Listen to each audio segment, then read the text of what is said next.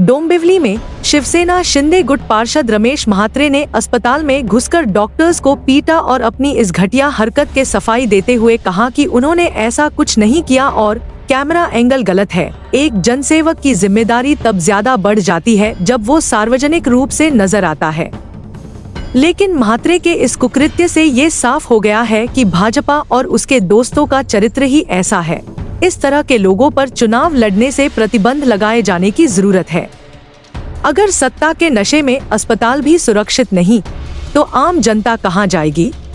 तुमची मुलगी असती, ती तुमची बहीण असते, तर अशा प्रकारचा शिवीगाळ, अशा प्रकारचा मारहाण तुम्ही सहन केला असता का? मला फक्त याच प्रश्नाचा उत्तर पाहिजे।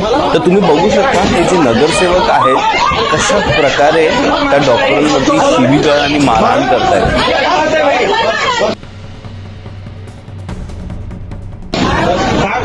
मी तर फक्त डॉक्टर आहे, मी काय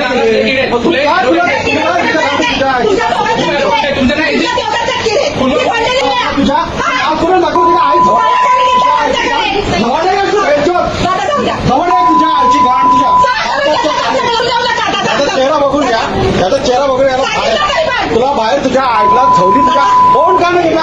मॅडमचा नंबर का नाही दिला? शुक्ला मॅडमचा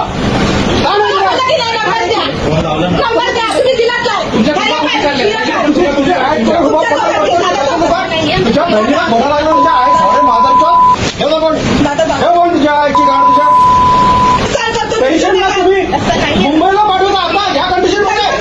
मुंबई तुम्हाला मुंबई मरायला पाठवता आमच्या पेशंटला तुम्ही? तरी पण मॅडम सांगता की 3 तास लागतील आम्हाला साईडला जायला, आम्हाला काय पण करू इथेच घ्या. नाही हे 30 वर्ष झाले नगरसेवक आहे मी. माझ्या हॉस्पिटल, माझ्या वार्डाचं हॉस्पिटल आहे. तू बोलू नको आई झवडे, तुला आज बोलतो मी, माझं आहे इथे. या आई झवडे आहेत ना, डॉक्टर नाही साईडला घेऊन जा, डॉक्टर नाही साईडला घेऊन जा. बोलतेस कोणाशी तू? ते फोनवर तिथे दाखव मला त्याला. बोलतेस कोणाशी? फोन करू नका. देतो फोन, फोन कोणाशी चाललंय? कोणाशी फोन चाललंय? दाखवा मॅडम, मग दाखवा तुम्ही. उगाच सांगतो मी घेऊ नका. तोडणार नाही, तोडणार नाही, तोडणार नाही, तोडणार नाही, मी सांगते ना. तोडणार नाही, घेऊ नका. मी तुम्हाला आता पण सांगते. घेऊ नका मॅडम, तुम्हाला सांगते. त्या माणसाला अजून ओळखलं नाही. 3 वेळा सभापती झालेले आहेत ते तुम्हाला सांगितलं. 4 वेळा, 4वी वेळ, 5वी वेळा ते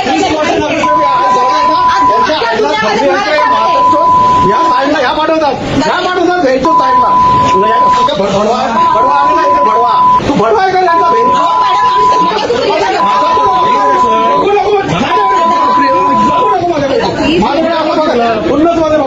आणि काय कारण असेल बरं की त्यांनी पुढे जाण्यासाठी सांगितलं? गव्हर्नमेंट हॉस्पिटलला, शास्त्रीनगर हॉस्पिटलला ही घटना घडली आहे. त्या हॉस्पिटलमध्ये पुरेशी सुविधा नव्हती, बेड अवेलेबल नव्हता. तर त्या पेशंटला त्यांनी कलव्या हॉस्पिटलला जाण्यासाठी सांगितलं, मुंबईच्या कलव्या हॉस्पिटलला जाण्यासाठी सांगितलं. आता त्यामध्ये त्या डॉक्टरांची काय चूक? ती गायनेकोलॉजिस्ट बघू शकता, तिच्या एवढ्या जोरात हातावरती मारलाय आणि तिला काय प्रकारे शिवीगाळ दिली आहे.